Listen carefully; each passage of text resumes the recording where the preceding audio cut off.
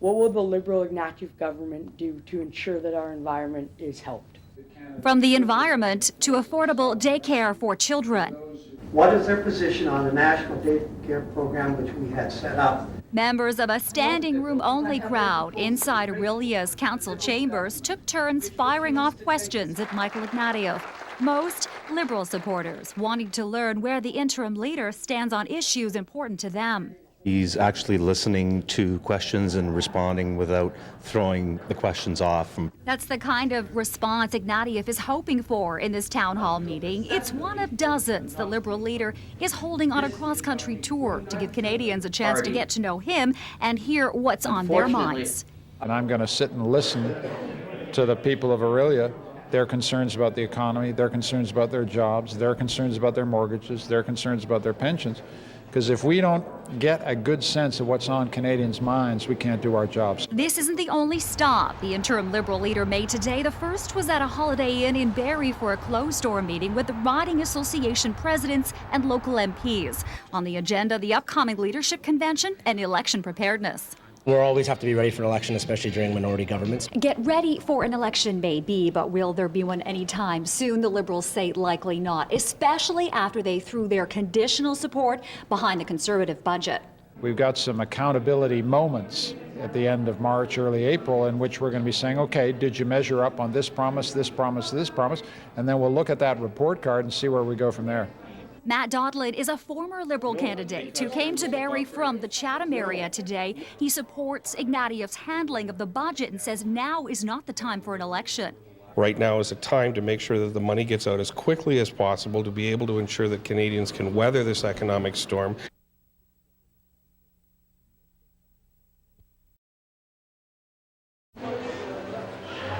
From George Quinn, who couldn't wait to lace up and get on the ice for today's free public skate. It's more crowded than it is usually, but it's orderly. To Alex Dew, who has his own set of challenges, having an 8-year-old son in recreation hockey. I think the most significant challenge is free ice. Just having some time for the kids to go out and just skate and get more practice. The battle for ice time at arenas from Newmarket to Barrie to Aurelia is constant. Today came a bit of financial help for those feeling a home ice disadvantage. There is $500 million that is going to be set aside for what we call RINC, Recreation in Canada. Lois Brown is the MP for Newmarket Aurora. Today's announcement reinforces, she says, the commitment to recreational facilities the federal Conservatives made in January's budget. We've recognized that there are quite a number of our recreational facilities that need to be rehabilitated, and this money is dedicated to that. And the money certainly would be welcome. Just take the Ray 20 Center. It's only 23 years old, but take a look. It already has a leaky roof and needs major repairs. And a study done just last year by Hockey Canada shows that the majority of arenas across the country are beyond their life expectancy of 32 years and need either repairs or rebuilding. The problem is most of them are owned by towns and cities that are already cash strapped. Phyllis Morris and Tony Van Wynen are the mayors for the towns of Aurora and Newmarket, respectively. The important thing now is that the local municipalities, as we start to set our budgets for this year, this is a good time for us to know what capital projects might be helped along by this announcement. But there is a catch. My understanding is that there will be some matching required from the communities. And to be candid, a lot of our communities are already investing in these facilities. So what this does is it actually gives us some leverage to do more. Building and maintaining arenas like this one is expensive. The Ray 20 cost around $20 million when it was built in the 1980s. So one has to wonder, how far will $500 million go? Still, those using the ice are optimistic. It's a start. It's better than no million, or it's better than 20 million.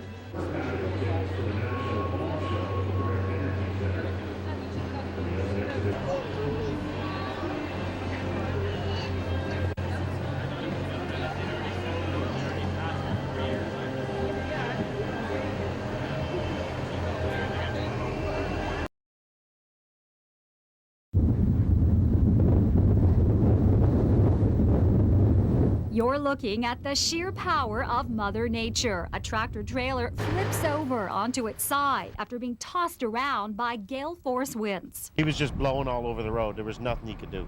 I mean, he actually saved it for quite a bit, and I thought he was going to save it. But then one gust just took him. The trailer came right off the ground and swung around, and that was it. Don Angel from Alliston was driving behind the truck in the northbound lanes of Highway 400 near Canal Road when the tractor trailer began swaying. Because everybody braked, they gave him the whole highway, so, I mean, it's a wonder he didn't flip over on top of somebody.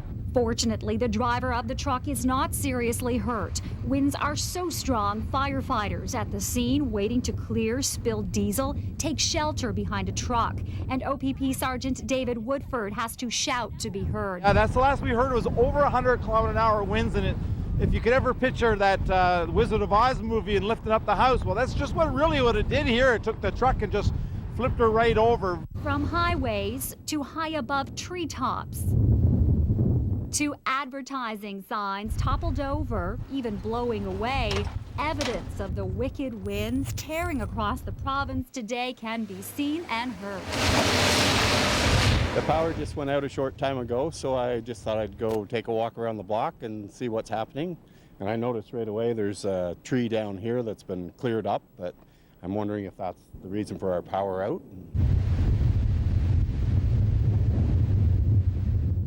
Bob Hart's hunch is right. Wind gusts knocked dozens of trees onto streets and hydro lines, cutting power to 200,000 businesses and homes in Ontario.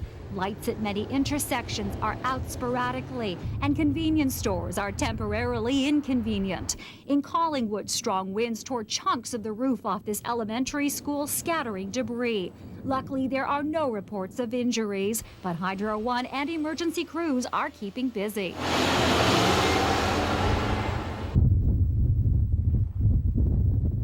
And on this day, even taking a short walk proves challenging and is leaving many feeling breathless. It's pretty hectic to get a lot of sand in your eyes if you haven't got any glasses on, and it's cold too. I shaved recently, so not used to it.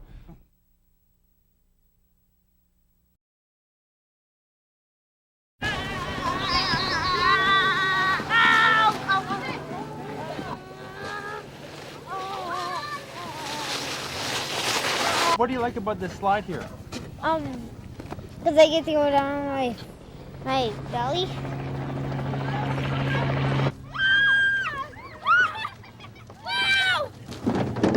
How was that?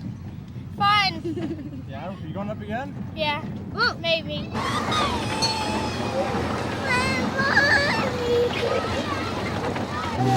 I'm looking forward to seeing the people jump in the water.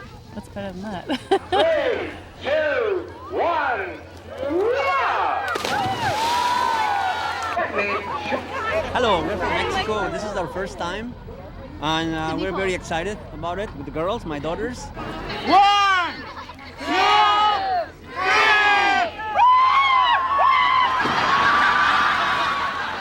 Oh, that was awesome. First time? I love it.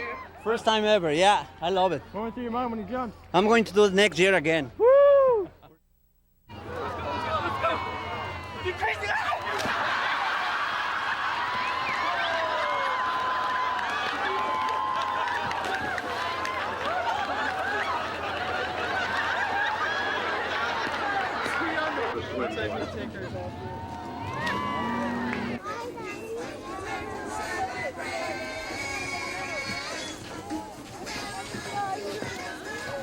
Afraid to come in, it does work afterwards. I'm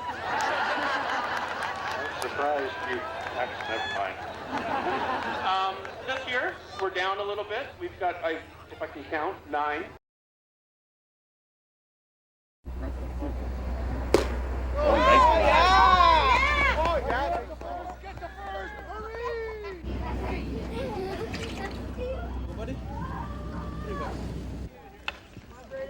Hurry!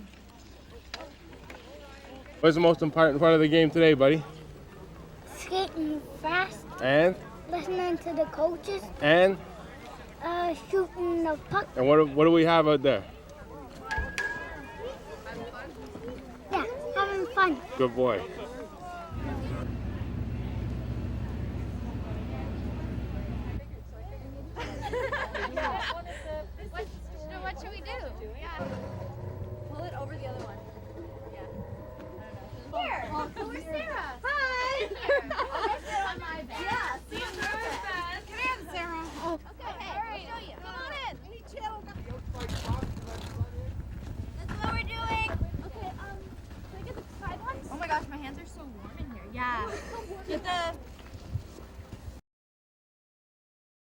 Carol McMillan has a lot of trees on her Barrie property, and over the years has had many more fall down during windstorms. Tonight, she's still watching things very closely. We're keeping an eye on the oak tree out the front, which is over a century, and the birches. This playground in Toronto's High Park is a perfect example of what can happen to old rotting trees. An oak tree covers what is left of the playground after it came crashing down, injuring 2 people.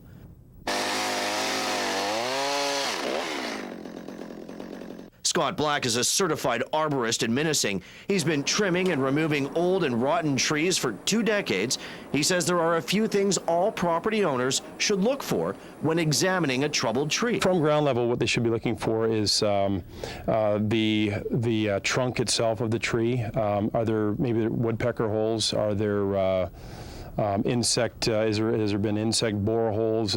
Is part of the tree uprooted? Those kinds of things. Decay. Black says there are other issues when it comes to bad trees. He says all homeowners need to be aware of what's around them too. Have a look at where their trees are located on the property, what's beneath them, things that are around them. If there's a pool around, if there's fences, buildings, cars, those kinds of things, that's what they need to be looking for. Black and other arborists we spoke with today say age and strong storms put many trees in jeopardy.